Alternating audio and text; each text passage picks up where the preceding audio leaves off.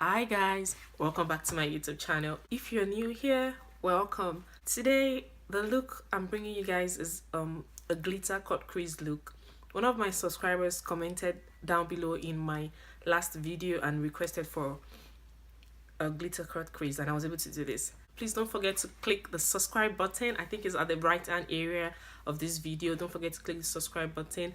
Thumbs up if you like this, and comment down below of more looks you'd like me to recreate or suggestions you have about this look. You guys, the truth is I've never done a glitter. I think I've done one glitter cut crease, but I just did it. But this one is different. Like, this is my first major glitter cut crease that I had to use all the colors, and I went all out. You guys are gonna see it in the video. Thank you so much. Let's get right into it. This yellow color, just to go over my eyelid. I realized that I might really not use it, so why waste it? Let me just try and put it to use. So I'm just gonna take it over my Sorry guys, I did my eyebrow off camera. If you'd like me to make a video of how I get my eyebrows done, please don't forget to leave a comment down below or check my previous videos where I did most of my eyebrows on camera.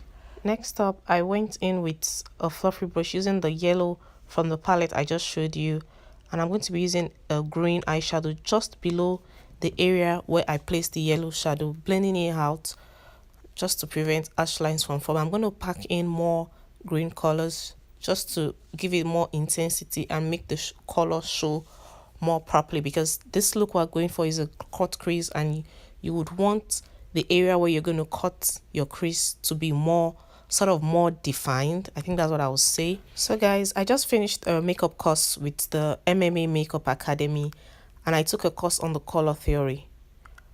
In this course, I learned about the color wheels and the various colors that you could use aligning with each other. So when I was creating this particular look, I was able to apply the knowledge I had learned from the makeup course I did, and it was so useful. It wasn't unnecessary information. It was just straight to the point, and I was able to catch up. Next, I'll be going with a deeper color of eyeshadow, which is a blue black eyeshadow, just to make it more defined and for it to give me the proper intensity I wanted, so I'll be able to cut it out seamlessly. I had to blend out this color to prevent any harsh lines from forming, and I went back in with the same powder, with the same color of eyeshadow and the same blending brush, just to go over smoothly and have a smooth seamless finish. I'm going to be using the Juvia's Place Masquerade palette for my eyeshadow base, for my eyeshadow colors rather. Now I'm going in with the LA Girl concealer in pure beige just to cut my crease and to give it a defined look. I wouldn't be setting this cut crease because I want as much pigmentation from the eyeshadow as possible.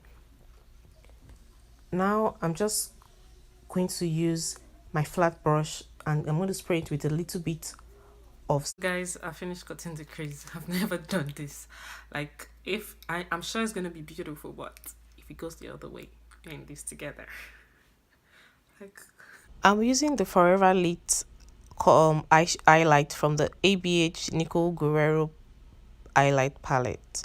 I'm just blending in the eyeshadow using a flat brush, which I had initially sprayed with my setting spray to allow the colors latch onto the brush and pop up on my highlights properly. I'm just going to blend it on my highlights using like 3 to 4 colors, and I'm just going to be going back and forth, back and forth, back and forth in a sweeping motion and in a pat motion, as you've seen me do in this video. On my eyes, I'm going to be using the NYC Extreme Black eyeliner to line my eyes. I'm going to be stopping the liner exactly at the area where my cut crease stopped. I wanted a moon, well, I think a half moon cut crease kind of effect.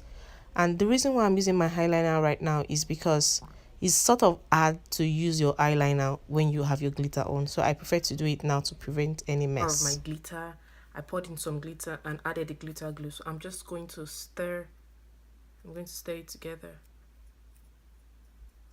I'm going to stir this together and applying it on my eyelids. I'm going to be using this same technique on the other colors of glitters I'll be using on my eyelids. It helps it to have a good consistency. It prevents fallout and just makes it neat and well put together. That's what I've noticed over time of doing glitters on people, on other people's eye.